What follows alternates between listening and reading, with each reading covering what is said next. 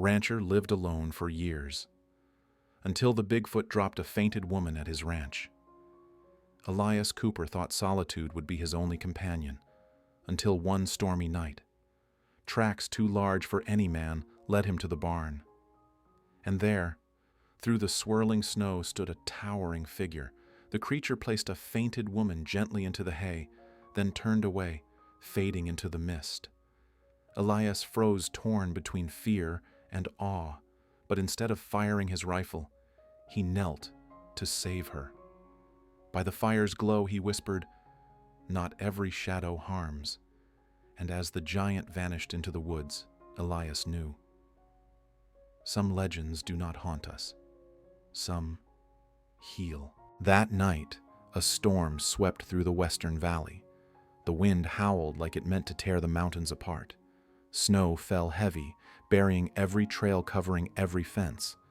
In that vast whiteness, a small wooden cabin still glowed with light, its golden flicker spilling through the frosted windows like a lonely beacon adrift in a sea of snow. Inside lived a man, Elias Cooper. He was past 40 now, his face weathered and stern, his beard streaked with gray, his eyes sunk deep with the weariness of long years. The leather coat draped on his shoulders was old, its seams frayed by many winters. A wide-brimmed hat shadowed his gaze, though it could not hide the loneliness etched at the corners of his eyes. Beside Elias were only two companions, an old horse enduring the bitter cold in silence, and a faithful dog always circling at his feet. The cattle in the barn were his only livelihood, the reason he kept to a rhythm of chores that carried him through each passing day. From the porch, Elias stood watching the storm churn the valley into white chaos. His breath turned to mist in the freezing air. His eyes stretched out toward the dark edge of the forest, where pines bent low under the weight of snow, swaying against the wind's fury. Beyond, he sensed the emptiness he had come to know well, the emptiness of memory and of loss. Once Elias had a family. But cruel winter sickness and the merciless grip of the West had taken them from him, leaving only silence in this frozen hollow. In town, his name was sometimes spoken, but more often he was just a shadow, living but apart, on the edges of the world. Tonight seemed no different from the others. The cabin glowed. The dog lay curled by the fire, the horse shifted restlessly in its stall, and Elias sat as he always did, his face still, his eyes distant, a man weighed down by solitude, as heavy as the snow upon the valley. He did not know that the silence was about to be broken. Deep in the forest, a colossal figure lingered waiting. A legend was about to step out of the shadows to place into Elias's life a mystery he had never imagined. Part 1. The Drop. The wind howled through the canyon, echoing like a roar carried from 1,000 years of wilderness. A heavy winter night draped the western valley in shades of gray and white snow swirling thick in the air. A small wooden cabin glowed faintly, its dim light standing out like a lonely star in the endless sea of snow. Elias Cooper pulled on his leather coat, lifted the rifle from its hook, and stepped out onto the porch. The old dog sprang to its feet, fur bristling, growling toward the barn. Horses neighed, hooves striking the ground in frantic rhythm, the air thick with the scent of fear. Elias frowned. After so many years in the wild, he knew animals never panicked without reason. He trudged through the deep snow, every step crunching heavy beneath his boots. The wind slashed his face sharp as knives. The barn door shook against the storm, creaking as if something heavy pressed on it. Elias gripped the rifle tight, eyes straining against the dark. And then he saw it. Out on the edge of the white mist, a massive shape slowly emerged, taller than any man, shoulders draped with gray fur, breath steaming in thick clouds. It didn't charge. It didn't growl. It simply stood there, solemn as though it belonged to the forest itself. Elias's heart lurched. The legend whispered over whiskey glasses in town had come alive before him, Bigfoot. He raised the rifle barrel leveled at the great chest. His finger trembled against the trigger. Every instinct screamed at him to shoot, to strike before the creature's claws could tear him apart. But then something happened that made him freeze. Bigfoot didn't attack. Instead, it bent down, one enormous arm curving forward.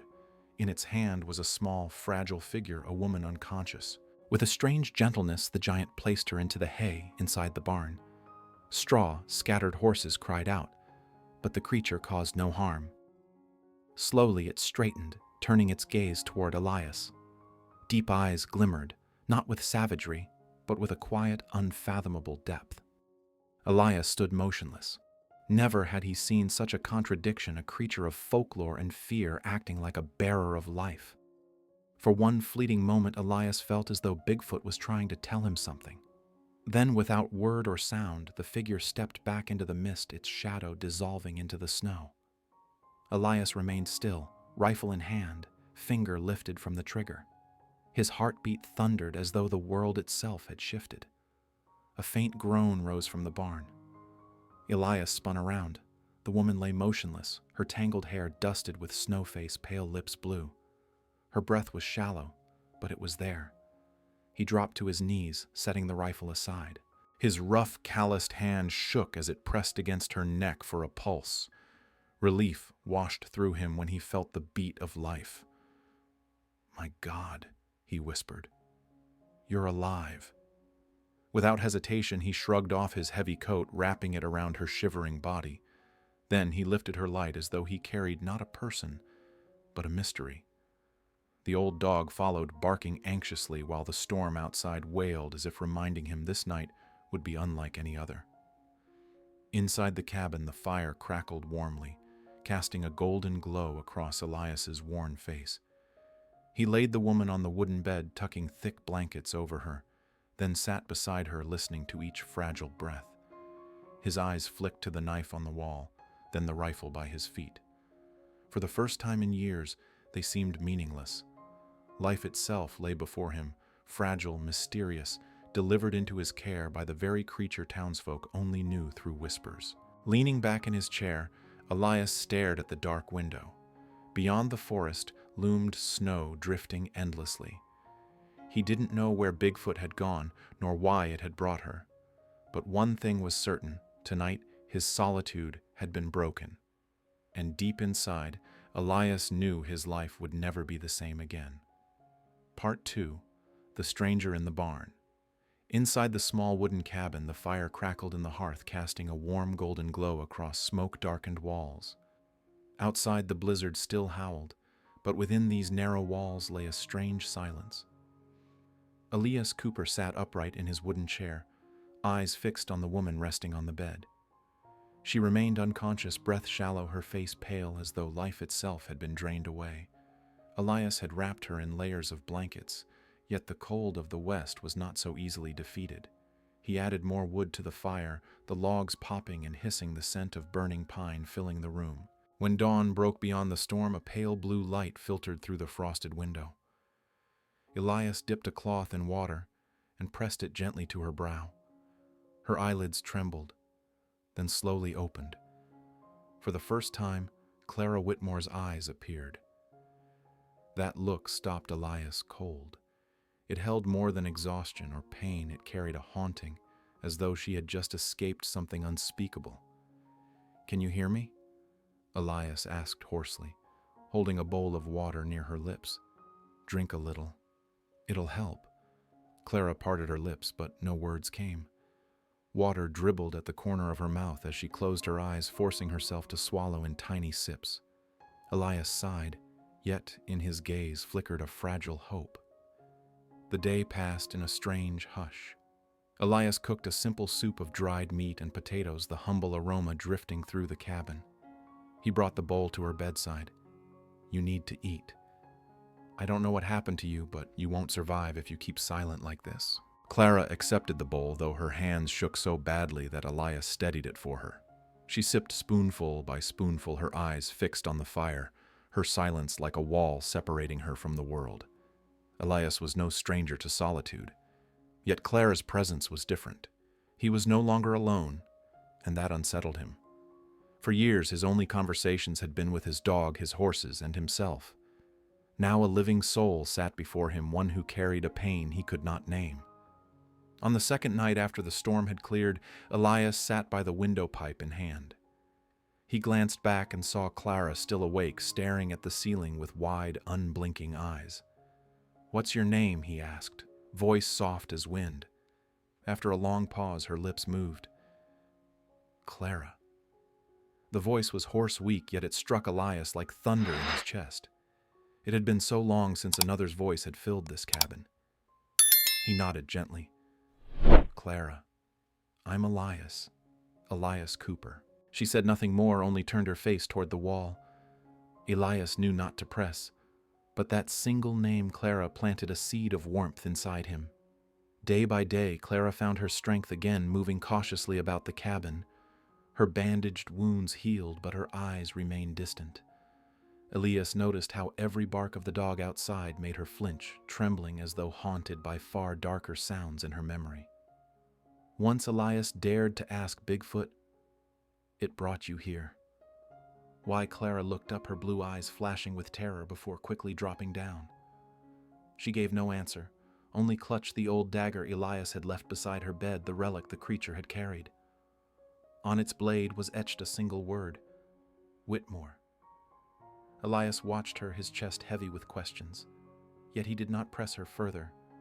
In that haunted look he saw himself reflected, for he too had lived as a man fleeing his past, carrying a darkness he dared not face. On the 7th night, as the forest wind grew still, Elias and Clara sat before the fire together. He poured hot water into a cup and slid it toward her. "You don't have to say anything. Just know, this place is safe." Clara glanced at him. For a brief moment her eyes softened, not only fear now, but the faint spark of trust. Elias leaned back in his chair with a weary sigh.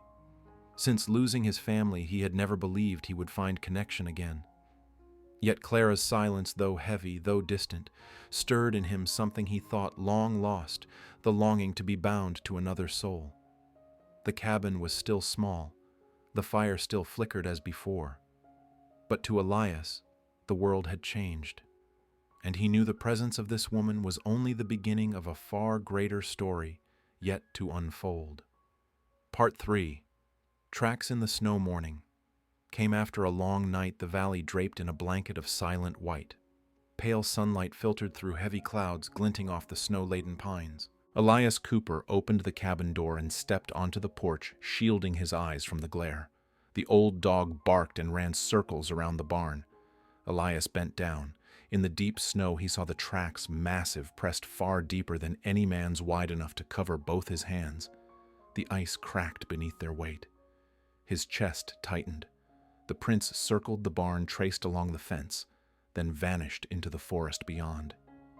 He glanced back toward the cabin. Through the fogged window, Clara Whitmore was watching. Her eyes carried worry, her trembling hand pressed against the wooden frame. Elias lifted a hand, signaling her to stay inside. Then he reached for his rifle, slid in fresh rounds, and stepped down into the snowy valley. Each footfall crunched beneath his boots, the sound echoing through the vast emptiness. Ahead, the forest loomed dark, shrouded in mist, the wind whispering through the pines in long, hollow notes. Elias followed the trail, his heartbeats slow but heavy. The deeper he walked, the quieter it grew. Birds had vanished. Even the wind seemed to hold its breath. Only Elias's breathing remained, rising in thick white clouds. Suddenly he froze. In a clearing through the fog, a towering figure stood. Bigfoot, still and immense as an ancient pine, its broad shoulders draped in frost and gray fur, its breath rolling in heavy clouds. It neither advanced nor fled. It only stood there, watching, silent as the night. Elias raised his rifle at once. The barrel trembled, aimed straight at its chest. His finger brushed the trigger, a reflex honed by years in the wild. It had saved his life countless times, but this time his hand would not obey. The creature's eyes, deep, steady, locked with his. No malice, no hunger, only a heavy silence, as if asking in return, "What will you choose?" In that stillness, memories surged. Elias saw his wife and children in winters past, saw their frail bodies fading against illness and cold. He remembered Clara's haunted eyes when she first awoke, fear buried deep, yet still carrying a spark of hope. And he knew, if the creature had meant Clara harm, it would have done so long ago, but it hadn't. It had carried her to him. Elias drew a long breath. Slowly he lowered the rifle. His finger slipped away from the trigger. In a voice scarcely above a whisper, he said, "Not every shadow harms." Bigfoot shifted slightly. It did not approach. It simply turned, each step sinking deep into the snow, leaving imprints sharp and undeniable. Then its form blurred into mist, swallowed by the silent forest. Elias stood for a long while, torn between fear-wonder and a strange reverence. For the first time, he no longer saw Bigfoot as a monster, but as a keeper of the woods, guardian of a boundary between humankind and the dark unknown. When he returned, Clara was still at the window, her eyes tracing his every step. Elias set the rifle on the table, his voice low but steady. "I saw it." Clara held her breath. "And?" Elias met her gaze. "It didn't harm us. It only stood there. And then it left." Clara's hand tightened on the dagger marked Whitmore resting on the table. In her eyes flickered fear, but also a fragile glimmer of light, as though she knew more than Elias dared to believe. He didn't ask further. Instead, he sat down, his gaze drifting far away, and murmured to himself, "Maybe it isn't the enemy." Outside, the giant tracks remained pressed into the snow, a sign that legend was no longer just tavern talk, but truth standing before them. And to Elias, that truth was no longer simply a threat. It might be a guide, perhaps even a protector. Part 4. Whispers of the Town. In the West, rumors always traveled faster than storms. Just days after the blizzard had cleared, tales of enormous tracks around the valley crept into every corner of town. People whispered of a towering shadow in the midst of a roar that sent horses into frenzy of footprints no creature could have made. With each telling, the legend grew darker, fear taking root in the hearts of many. Inside the old saloon lantern, light flickered across uneasy faces. At the center table, Sheriff Daniels sat with arms crossed, a glass of beer before him, his voice steady and low. "Folks are on edge. Livestock gone missing. Children scared. We can't let that creature roam free." Beside him, Hunter McGraw, the bearded hunter with fire in his eyes, slammed the butt of his rifle on the floor. "Give me a few good men, and I'll hang its head right on that wall. It's a beast, and beasts are meant to be hunted." The crowd stirred, some pounding tables, others whispering with unease. In the shadowed corner, old man Harlan, white-haired elder of the town, drew on his pipe and shook his head. His voice came slow, raspy, but firm. "You call it a monster, but I've lived long enough to hear different tales. Once a lost child was brought back from the woods. Another time it only watched from afar, harming no one. Don't forget, legends don't always mean destruction. Sometimes they mean salvation." The room fell heavy with silence. A few young men scoffed, but the fear in their eyes betrayed them. McGraw sneered, his tone sharp. "Salvation. Old man, your mind's gone soft. A thing that size, either it eats or it kills. I swear I'll bring it down before it brings us down."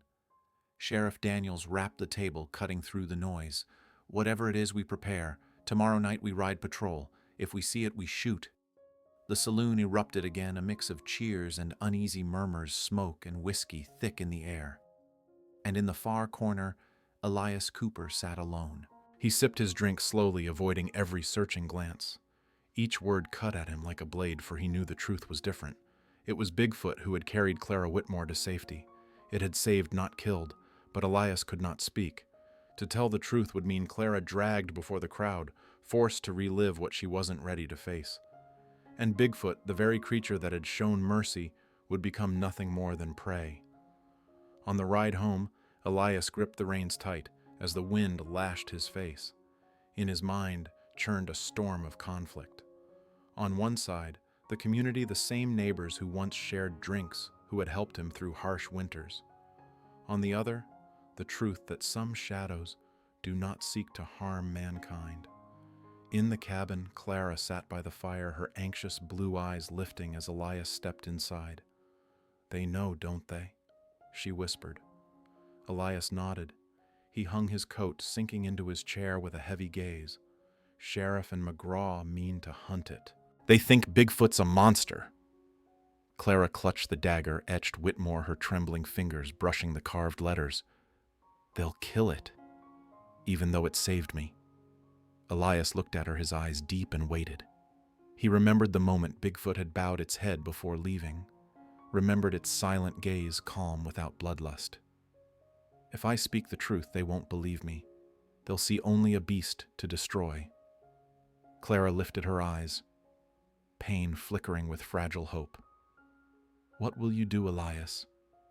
The fire popped and crackled.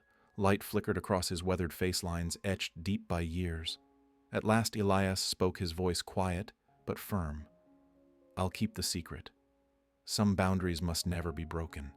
Not everything belongs to man's hand. Clara's eyes glistened. For a brief moment, that little cabin was no longer just shelter from a storm, but a vessel holding a truth too fragile to be exposed. Outside, the wind whistled through the pines, carrying the town's rumors farther and farther.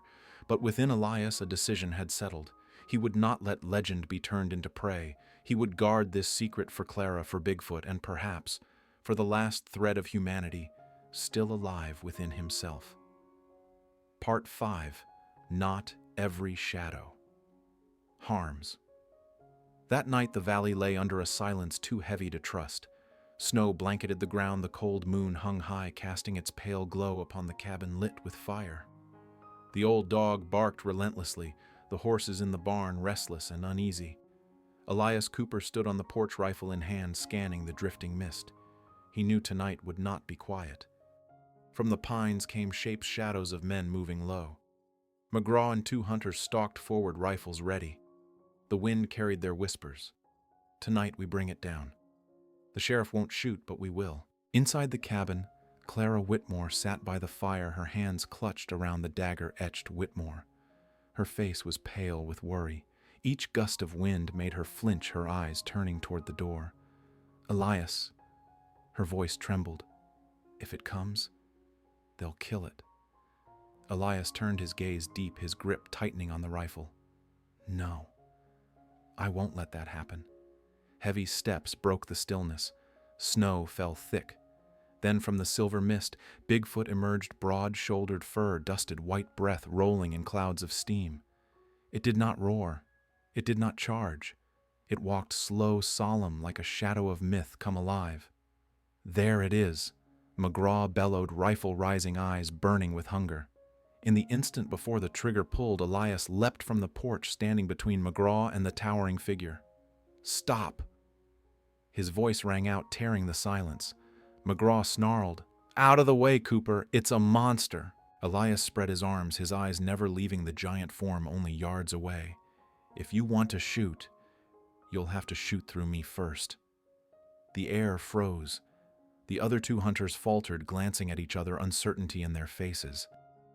They had not come expecting this, a worn rancher standing guard before a legend. Bigfoot halted.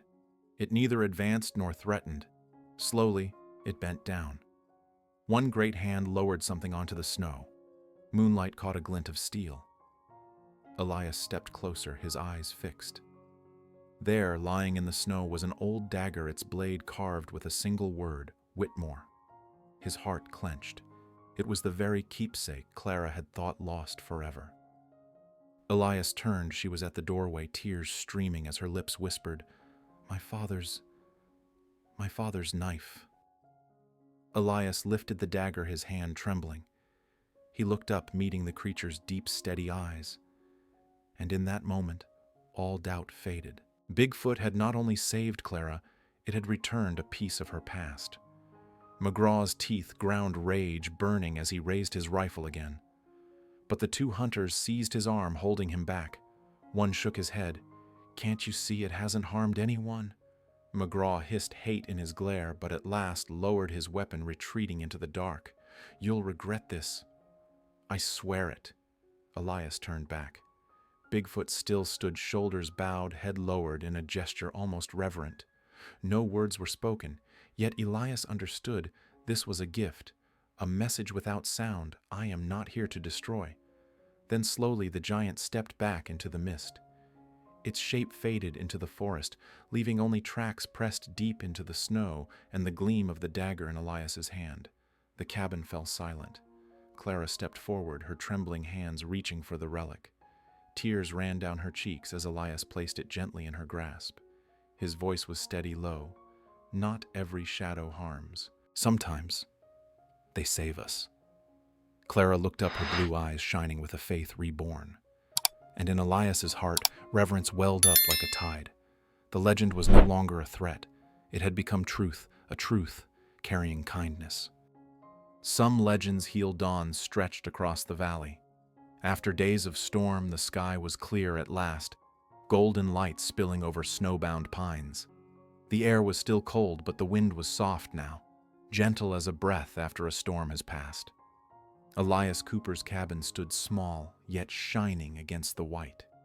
Smoke curled from the chimney, carrying the smell of burning wood and life. The herd grazed on fresh shoots, revealed beneath the melting snow. The old dog dozed in the sunlight, horses calm at last. Peace lay everywhere, as though the nights of fear had been nothing more than fading nightmares. Clara Whitmore stepped onto the porch, her face warmed with color again, her eyes no longer burdened only with shadows. In her hands, she held the dagger marked Whitmore restored by Elias's care, the steel polished bright in the morning sun. It was not just a blade, it was memory, soul, and legacy returned. Elias sat in his old wooden chair, a steaming cup of coffee in hand. When Clara settled beside him, he glanced at her, his eyes softer than they had been in years. Together they sat in silence, letting morning light spill through the cracks of the cabin, tracing every line of age and every bead of dew that still clung to the pines. In the distance, the forest rose dark and veiled in mist, the very place where Bigfoot had vanished. Elias gazed toward it, feeling both loss and gratitude. He knew now some mysteries belonged forever to the woods. Men were only witnesses by chance. Yet the shadow had not brought fear alone. It had left him with something else, faith that not every legend meant destruction. Clara rested her hand lightly on his arm, her voice quiet, steady. If not for you, and if not for it, I would not be here. Elias turned, nodding gently. Some shadows mean to frighten us, but others, they open their arms to shelter. His words, low and firm, mingled with the wind across the porch. In that moment, both of them knew they were no longer alone. The cabin, once only a hermit's refuge, had become a place where hope began, where healing lived. The sun climbed higher, light pouring across the valley. And somewhere deep in the forest, perhaps Bigfoot still walked silent as a keeper of the wild, leaving no trace but the stories whispered long after. In the Wild West, between shadow and legend, kindness is the bridge that binds man to the unknown. If this story has touched you, leave a comment, subscribe, and stay for the legends yet to come.